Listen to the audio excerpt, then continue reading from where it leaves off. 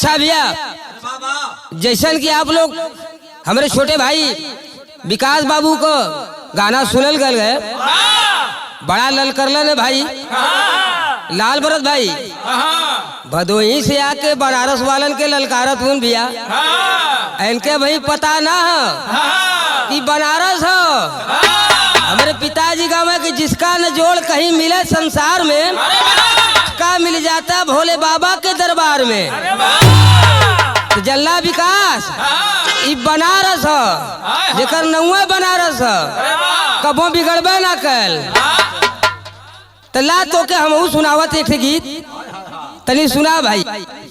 आई गीत वो समय के बाद कि जौने समय देश गुलाम रहल, गुलामी के बेड़ियन में भारत माता करा रहल बड़ी, वही समय एक अभियान निकलल। और कौन अभियान निकलल मास्टर? यहाँ भूमिका में एक अंदाज लगल, कैसे मास्टर?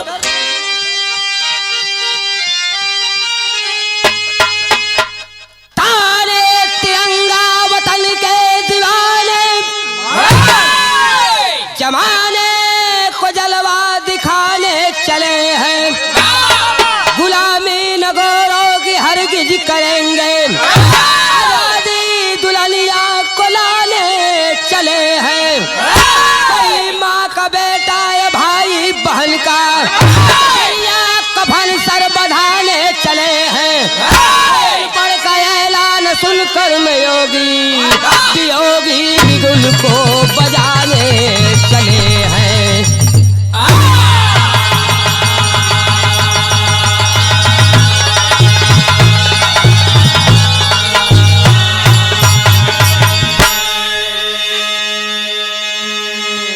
लाल भरत भाई, यहाँ एक कव्वाली लगल और इस कव्वाली के हमरे पिताजी भी गौले रहलन, बाकी बुल्लू उस्ताद के मुँहे रे इतनी मिठाई की तरह चुई।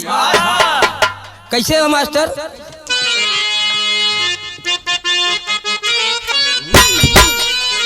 ओहो, अरे पंजाब के बोतल में, पंजाब के बोतल में, अरे कश्मीर का पानी है, पंजाब के बोतल में, पंजाब के बोतल में, कश्मीर का पानी है, पंजाब के बोतल में, पंजाब के बोतल में,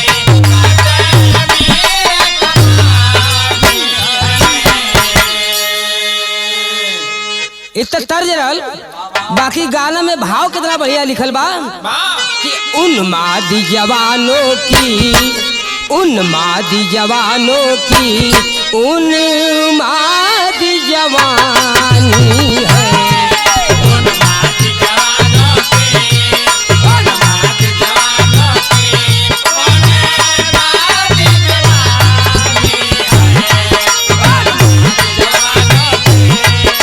उन्मादी जवानी है। उन्माद जवानों की उन्माद जवानी थी, उन्माद जवानी थी, वीरता की बयां करती, वीरता की बयां करती, वीरों की कहानी।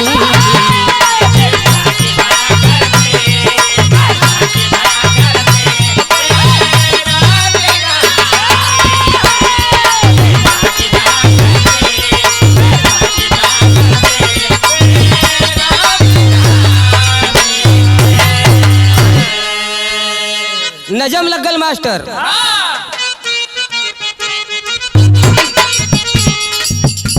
आजाद हिंद फौज का करके गठन सुभाष, जनता में घूम घूम के देने लगे विश्वास, ऐलान था कि गोरों को बर्बाद करूंगा, ऐलान था कि गोरों को बर्बाद करूंगा, हमको दो खून तुमको मैं आजाद करूंगा, सज करके संग बागियों की घूम रही टोली, मंजूर जिनको खाना था सीने ऊपर गोली, सम्मा के ऊपर जलने को तैयार तैयार थे परवाने, सम्मा के ऊपर जलने को तैयार थे परवाने, केसरिया कफन बाज करे आजादी के दीवाने। देश गुलाम रहल, अंग्रेजन का तांडवन चरम पर हल, तो वही भी बंगाल के धरती से बाबू सुभाष चंद्र बोस जी एक अलग जगौलन, आजाद हिंद फौज का गठन करके एक नारा दे दिए नेताजी बाबू सुभाष चंद्र बोस जी। कहते हैं कि तुम मुझे खून दो, मैं तुम्हें आजादी दूंगा। और ये नारा पूरे देश में जब फैलल तो फैलत अपने उत्तर प्रदेश में कानपुर में जब पहुंचल तो होत का बा मास्टर,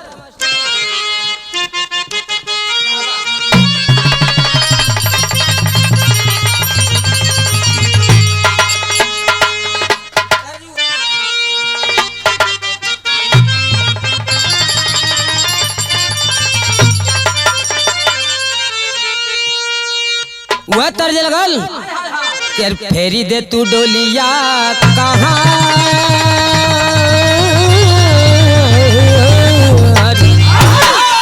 अरे फेरी दे तू डोलिया कहाँ, हे भौजी जइबो ना गवनवा।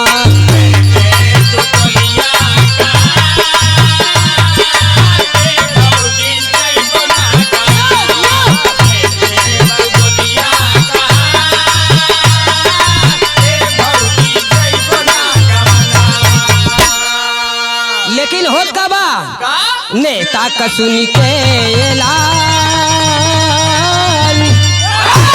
अरे नेता का सुन के ऐलान, जवान जागे हिंद के पहलुआ।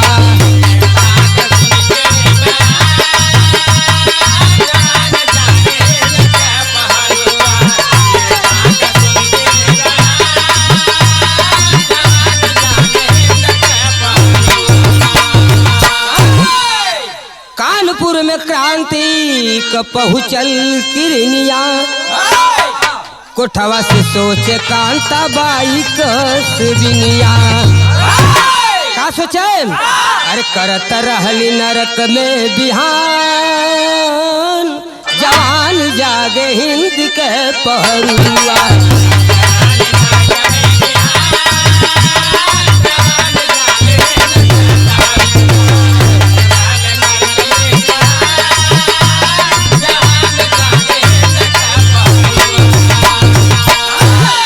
ये बात जब कानपुर कोठे पर कांताबाई के कान में जब गई तो का होत बा, एक ही बेटा बाऊ हो पाप के कमाई। सोचत बा कांताबाई कोठे पर से, एक ही बेटा बाऊ हो पाप के कमाई, अपने वतन के जो काम आई जाई, अरे रही जाई कोखिया कमाई, रही जाई कोखिया कमान, जवान जागे हिंद के पहलुआ।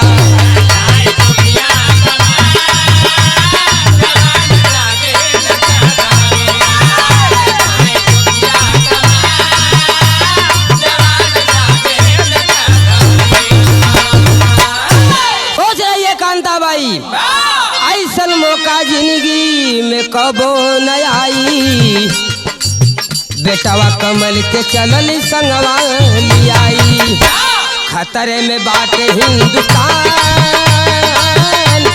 जवान जागे हिंद के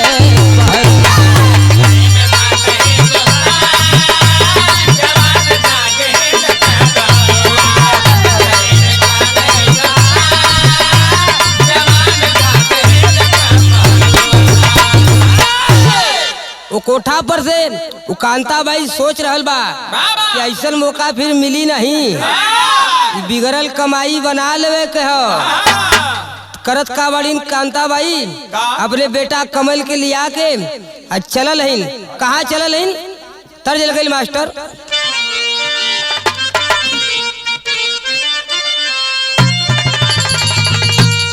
बड़ी पुरान तरज बा लाल भरत भाई। ये हमारे पिताजी गावत रहलन, हमार छोट भाई पप्पू लाल गौलन, बिरहा में बहुत लोग गावलन, बाकी ये हमन का खानदानी तरज है। कैसे मास्टर?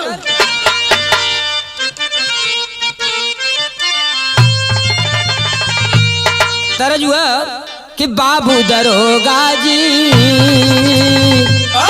अरे कौन गुनहियो बनला पिया मोर।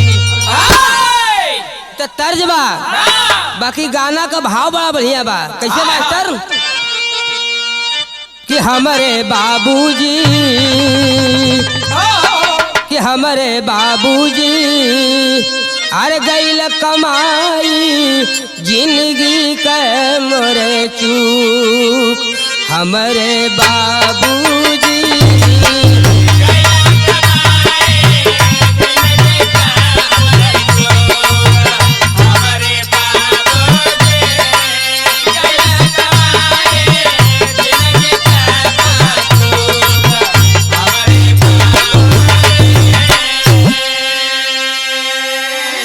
पहुंच जाती है बाबू सुभाष चंद्र बोस जी के पास। कांताबाई अपने बेटे कमलकांत को लिवाकर और हाथ जोड़कर कहती है कि बाबूजी जिंदगी भर बड़ा गलत काम कैले बड़ी, बाकी अगर एक मौका दे देता तो हमरो बिगड़ल कमाई बन जात।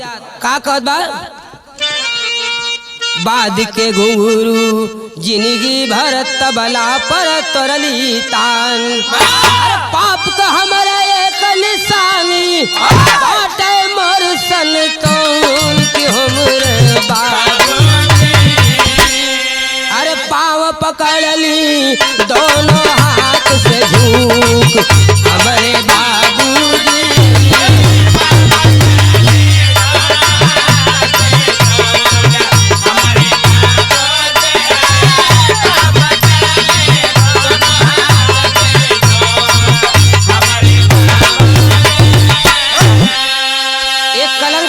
हमारे माथ पर। बेस्या कह जिंदगी दुनिया में बन जाले अभिशाप, आप जो चाहबा धुल जाई जीवन के हमारे पाप की हमारे बाबूजी। हर मर्जी आपका जैसन करी सलूक। हमारे जीवन में एक कलंक लगल बा, बेस्या का जिंदगी जियत हई। अगर आप थोड़ा सा हमार मदद कर देवल जाई, हमारे ऊपर आशीर्वाद दे देवल जाई, तो हमारो जिंदगी बिगड़ल कमाई हमार बन जाई। और एक तर्ज लगल मास्टर। कैसे मास्टर?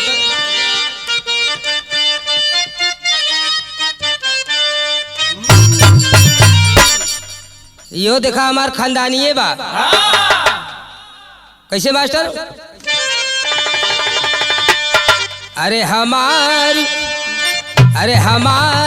पाज रोज हीरो जड़ादा,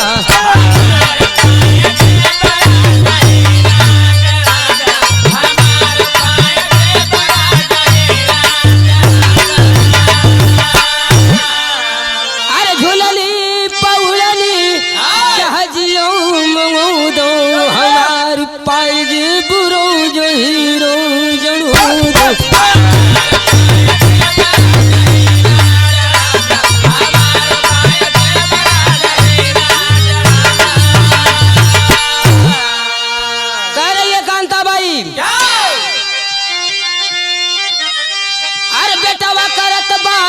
हम तोहरे नाम अगर आई है हो भारत माता के काम।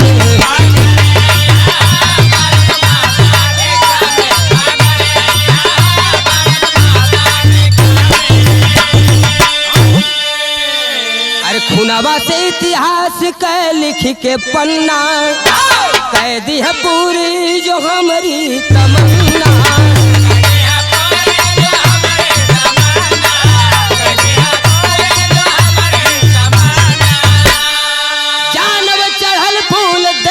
के धाम में अगर यही है हो भारत माता के धाम में।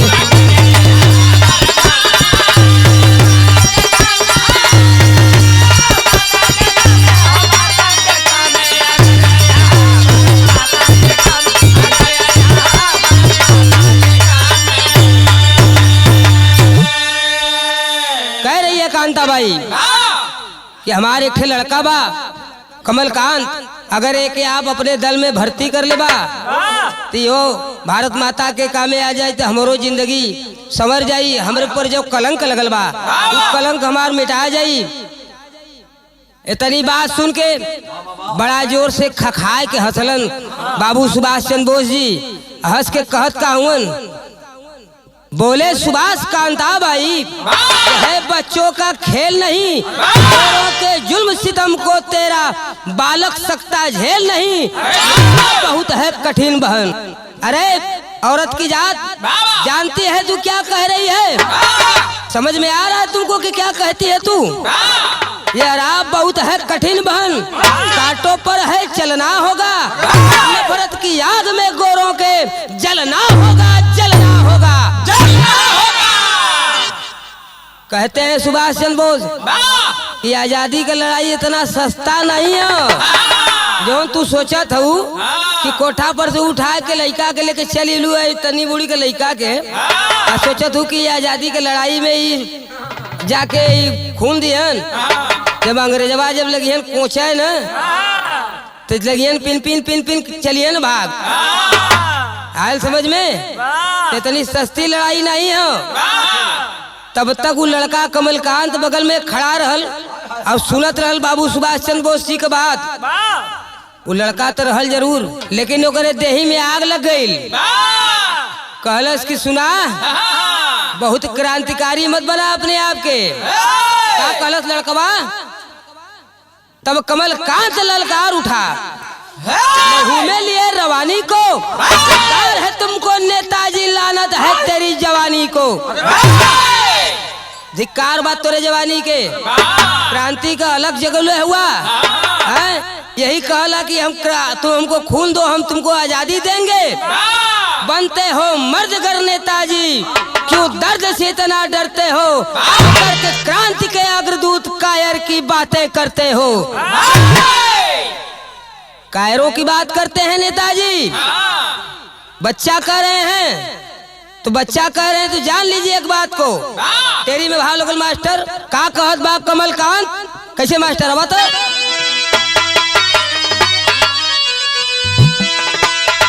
अरे गोरकी के लंदन भेज के रहब, गोरकी के लंदन भेज के रहब। अंग्रेजन के उपमा दिहल गई हो, अरे गोरकी के लंदन भेज के रहब। सार ससुरार बोला के केतना दिहे दहेज, अरे दहेज, अरे दहेज। सार ससुरार बोला के केतना दिहे दहेज, गोरकी के लंदन भेज के रहब। कहलस कि ये लोग ससुरारी में बुला के केतनो दहेज दियन, केतनो ऊंच पीड़ा दियन, बाकी ये लोग के घुसेड़ के रहो, छोड़ब नहीं। यहाँ एक तर्ज लगल मास्टर, तरी तैयारी में रहा गुरु।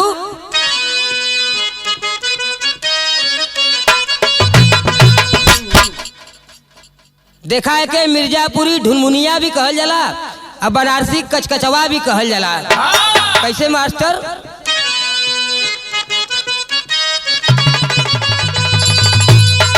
अरे कचौड़ी गली सुन कैलो बलमू, मिर्जापुर के कैला गुलजार हो। मिर्जापुर के कैला गुलजार हो, कचौड़ी गली सुन कैलो बलमू।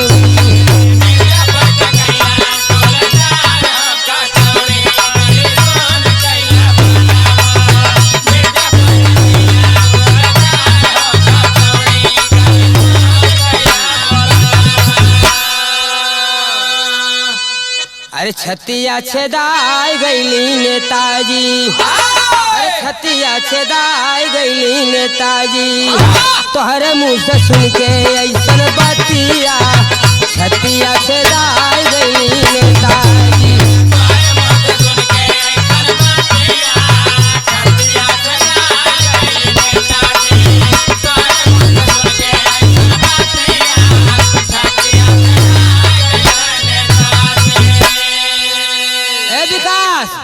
सुनत हुआ ना?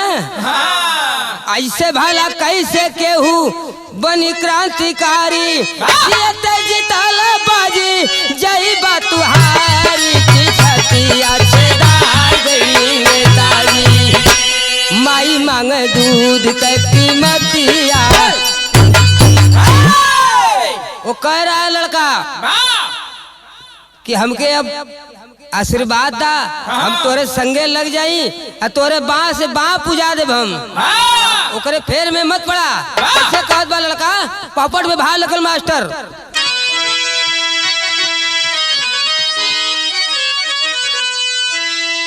अरे बदरी में ना, अरे बदरी में ना छिपी कबहू चान जान लाल नेताजी। अरे बदरी में ना छिपी है कबहू चान जान लाल नेताजी। अरे अंबर में के उगे सरो की भान जान लाल नेताजी।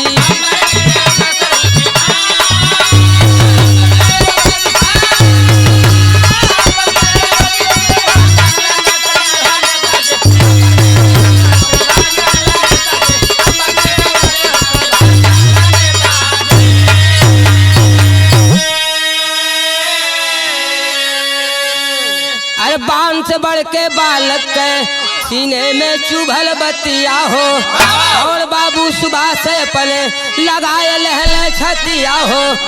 हीरा के जौहरी गयल पहचान जान ला नेताजी। अरे झुके न दे बतौर स्वाभिमान जान ला नेताजी।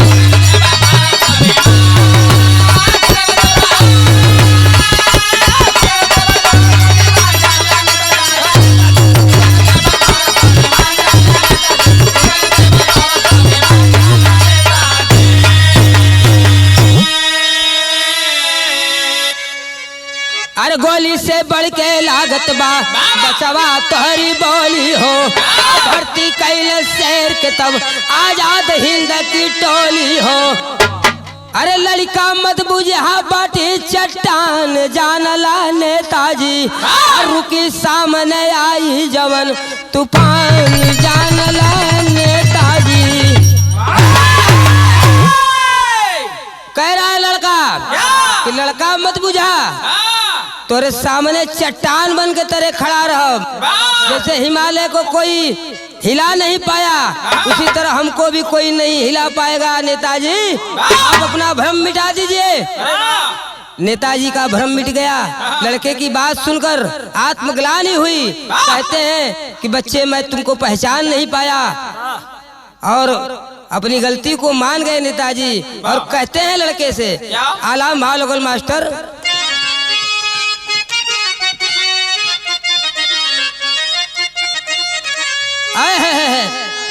अरे कैसे कदे सऊ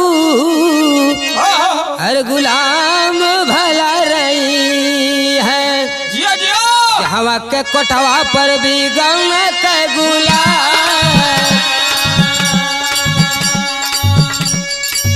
बेस्या का बेटवा समझ करके तोहके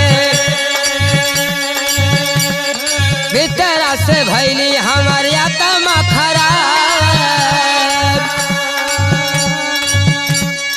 धन्य हो मतारी ऐसन लाल जन्मवलू। चमक गगनवा में जैसे आफताब।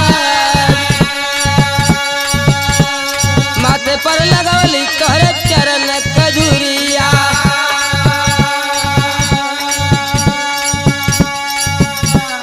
माथे पर लगैबे तोहरे चरण कजूरिया। पहलू अपने देश खातिर तोहफा नया लेके साथ चल भैले बागी बीरवा के। देशवा में क्रांति के बढ़ावल रुआ।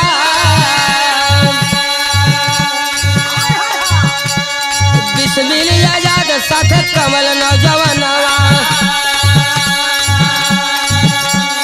गोरी दुल्हन के उतरल नकाब। सरकारी खजाना जात रहल रे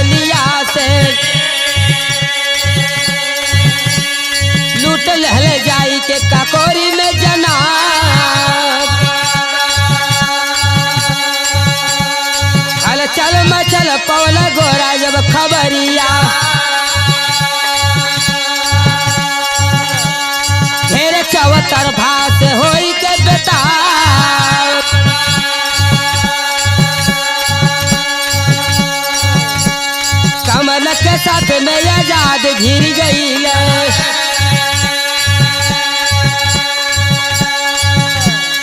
देवे लगल गोलिया से गोली का जवाब।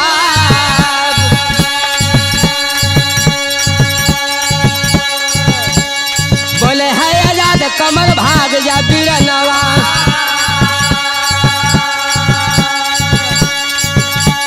गोरखी से हमके चुकावे दा हिसाब। ऐसा मौका फिर नहीं मिली है दोबारा। ऐसा मौका फिर नहीं मिली है दोबारा।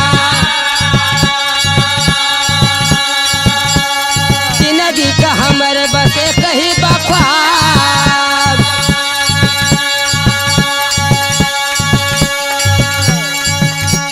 माई के माथे का कलंक छुटी गई है।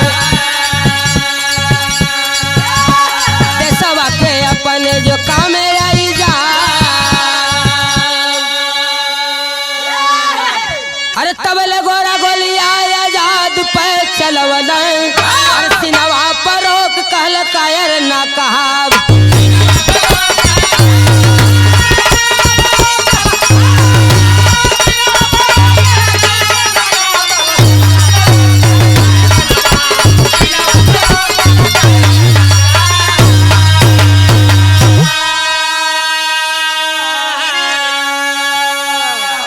भर्ती हो जाता है वो लड़का कमलकांत आजाद हिंद फौज में।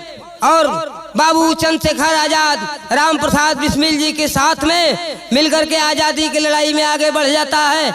उसी समय अंग्रेजों का खजाना जा रहा था। काकोरी स्टेशन के आगे जब यमुना ब्रिज के पास वो ट्रेन पहुंची है, तभी कमलकांत और सारे जवान मिलकर लूट लेते हैं सारे खजाना को।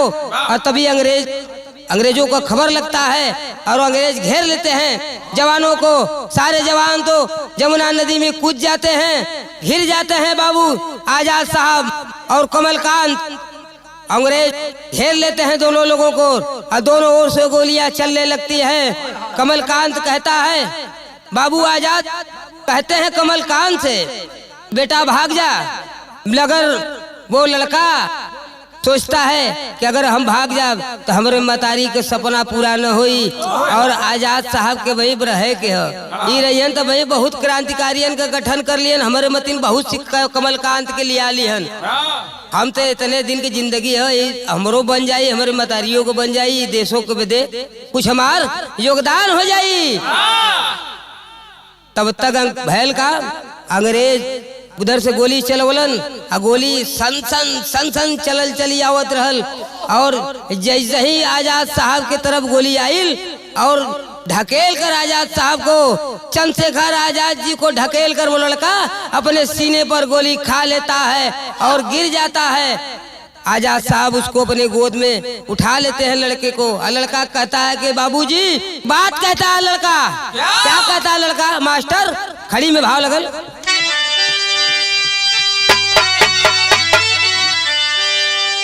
अरे आस लगा के जो है भारत मैया बाबूजी, अरे बिरथा जाए ना हमारी बलिदानी कमैया बाबूजी।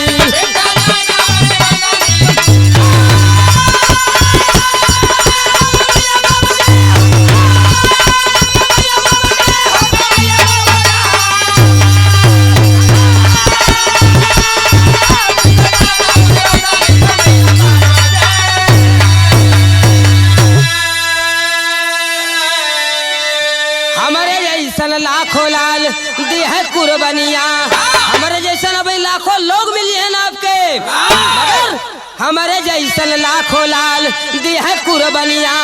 जब लेना यही है मोरे आजाद दुल्हनिया।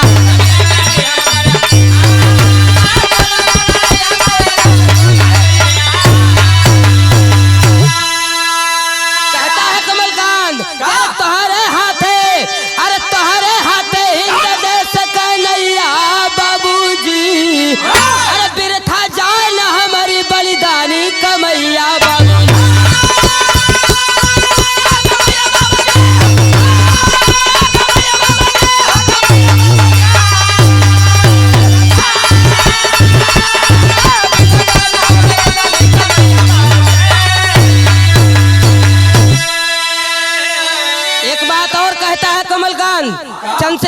मिजाज जी से वो कहता है कि बाबूजी हमारे एक विनती बा, एक संदेश बा। कौन संदेश बा? जाके मोर संदेश हमारे माँ से दिया बोली, और खैले तोहर लाल अपने सीने ऊपर गोली। भाग जाए अब ना हमारे पास समैया बाबूजी, और बिरथा जाए ना हमारी बलिदानी कमैया बाबू।